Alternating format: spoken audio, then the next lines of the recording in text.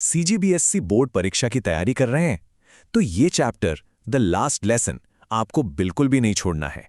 तो चलिए आज इस कहानी को ना ऐसे समझते हैं कि इसका कोई भी सवाल आपको मुश्किल लग ही नहीं सकता।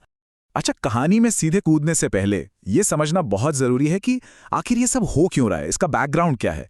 तो देखो, बात उस समय की है जब फ्रांस और प्रशिया के बीच एक जंग हुई थी। और इस जंग के बाद ना बर्लिन से एक ऑर्डर आता है। और ये ऑर्डर क्या था? ये था कि फ्रांस के 2 जिले एल्सास और लॉरेन, वहां के स्कूलों में अब फ्रेंच नहीं पढ़ाई जाएगी। मतलब उनकी अपनी भाषा पर एक तरह से ताला लगा दिया गया। जरा सोचिए, अपनी ही भाषा को ना बोल पाना कैसा महसूस होता होगा। ठीक है, तो इस पूरे चैप्टर को अच्छे से समझने के लिए हम इसे 6 हिस्सों में देखेंगे। पहले कहानी का बैकग्राउंड, फिर पूरी कहानी, उसके बाद हम देखेंगे कि इससे हमें क्या मैसेज मिलता है, इसके मेन कैरेक्टर्स कौन हैं, और हाँ, सबसे जरूरी, आपके बोर्ड एग्जाम के लिए कौन से सवाल इंपॉर्टेंट हैं, और आखिर में एक छोटा सा क्विक रिवीजन भी करेंगे। तो चलिए शुरू करते हैं। तो चलिए अब कहानी में चलते हैं। हमारी कहानी का जो मेन कैरेक्टर है वो है फ्रांस, एक छोटा सा प्यारा सा लड़का, और हम ना उसी की नजरों से देखेंगे कि उस दिन आखिर हुआ क्या था। तो कहानी शुरू होती है एक सुबह से, जो फ्रांस के लिए कुछ खास अच्छी नहीं है। क्यों? क्योंकि एक तो वो स्कूल के लिए पहले ही लेट हो गया है, और दूसरा उसे एक और डर सता रहा है। डर इस बात का है कि उसके टीचर एम हैमिल आज उससे पार्टिसिपल्स पर सवाल पूछने वाले थे, और फ्रांस ने अपना लेसन याद ही नहीं किया है। अब तो डांट पक्की है। तो वो भागता हुआ स्कूल जा रहा है और रास्ते में उसकी नजर पड़ती है टाउन हॉल के बाहर लगे बुलेटिन बोर्ड पर। वहां ना हमेशा की तरह बहुत भीड़ लगी हुई थी। आपको पता है, पिछले 2 सालों से जितनी भी बुरी खबरें थीं, हारी हुई लड़ाइयों की या कोई भी नया ऑर्डर, सब यहीं से पता चलती थी। तो फ्रांस मनी मन सोचता है, यार अब क्या नई मुसीबत आ गई। खैर, वो जैसे तैसे स्कूल के गेट तक पहुंचता है, और वहां पहुंचकर उसे बहुत बहुत अजीब लगता है। क्यों? क्योंकि स्कूल में आज बिल्कुल भी शोर नहीं था। मतलब रोज जो डेस्क के खुलने बंद होने की, बच्चों के चिल्लाने की आवाजें आती थी, आज कुछ भी नहीं था। सब कुछ एकदम शांत, जैसे संडे की सुबह हो। और ये जो शांति थी ना, ये उसे कुछ ठीक नहीं लग रही थी। वो डरते डरते क्लास के अंदर जाता है और एक और चीज देखकर हैरान रह जाता है।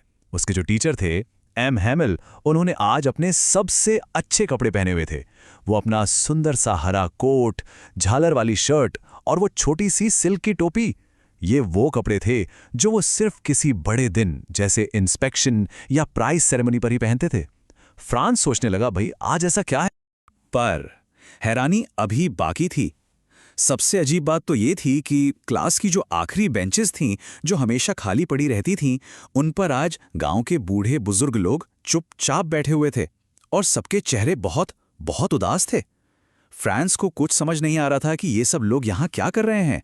और फिर एम हैमिल अपनी कुर्सी पर बैठते हैं और एक ऐसी बात कहते हैं जिसे सुनकर फ्रांस के पैरों के नीचे से जमीन ही खिसक जाती है। वो कहते हैं, मेरे बच्चों, ये आखिरी फ्रेंच लेसन है जो मैं तुम्हें दूंगा।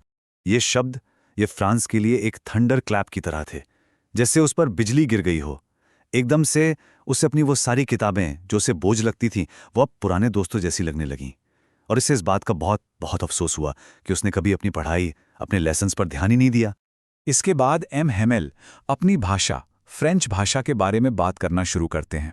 वो सबको बताते हैं कि फ्रेंच दुनिया की सबसे खूबसूरत, सबसे क्लियर, सबसे लॉजिकल भाषा है। और फिर वो एक बहुत बहुत गहरी बात कहते हैं। वो कहते हैं कि जब लोगों को गुलाम बना लिया जाता है ना, तो जब तक वो अपनी भाषा को कसकर पकड़े रहते हैं, तब तक ये ऐसा है मानो उनके पास अपनी जेल की चाबी हो। तो फ्रांस का ये अफसोस और एम हैमिल की ये बातें, ये हमें कहानी के असली मैसेज तक लेकर जाती हैं। तो सवाल ये है कि आखिर ये कहानी हमें सिखाना क्या चाहती है, इसके थीम्स क्या हैं? देखिए, सबसे पहला और सबसे जरूरी मैसेज है अपनी मातृभाषा का महत्व, हमारी मदर टंग की इंपॉर्टेंस। क्योंकि हमारी भाषा ही तो हमारी पहचान होती है ना? और ये कहानी हमें यही दिखाती है कि कैसे फ्रांस को और गांव के उन सभी लोगों को अपनी भाषा की असली कीमत तब समझ आई जब वो उनसे हमेशा के लिए छीनी जा रही थी। दूसरा बड़ा थीम है पेट्रियोटिज्म, यानी देशभक्ति। पर ध्यान दीजिए, ये कोई जंग लड़ने वाली देशभक्ति नहीं है। ये अपनी भाषा, अपनी संस्कृति से प्यार करने वाली देशभक्ति है। और एम हैमिल का अपनी भाषा के लिए जो प्यार है, जो सम्मान है, वो इस तरह की देशभक्ति का सबसे बेहतरीन एग्जाम्पल है। अच्छा, अब बात करते हैं कैरेक्टर्स की। एग्जाम में ना फ्रांस और एम हैमिल, इन दोनों पर कैरेक्टर स्केच लिखने को अक्सर आता है। तो चलिए जरा इन दोनों को थोड़ा और करीब से समझ लेते हैं। सबसे पहले बात करते हैं फ्रांस की।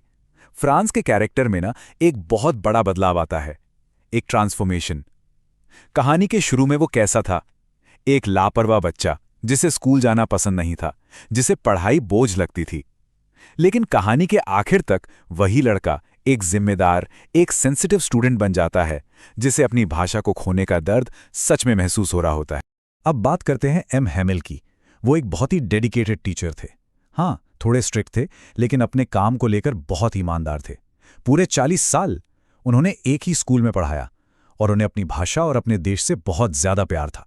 और देखिए, उस आखिरी दिन उनकी सबसे बड़ी खासियत ये थी कि उन्होंने सिर्फ बच्चों को ही दोष नहीं दिया, उन्होंने खुद को, बच्चों के माता पिता को, हम सबको जिम्मेदार ठहराया कि हमने अपनी भाषा की कदरें नहीं की। ओके, अब आते हैं सबसे इंपॉर्टेंट सेक्शन पर, बोर्ड एग्जाम फोकस। यहां हम देखेंगे कि इस चैप्टर से किस तरह के सवाल आ सकते हैं और आपको उनके जवाब कैसे लिखने हैं। ये देखिए, ये 3 लॉन्ग आंसर क्वेश्चंस हैं जो बहुत इंपॉर्टेंट है। इनको तो आप जरूर तैयार कर लीजिएगा। जैसे पहला सवाल है फ्रांस की फीलिंग्स के बारे में। तो इसमें आपको बताना है कि लेसन से पहले वो कैसा महसूस कर रहा था, डरा हुआ, लापरवाह, और लेसन के बाद वो कैसे बदल गया, पछतावा, सम्मान, ये सब पॉइंट्स लिखने।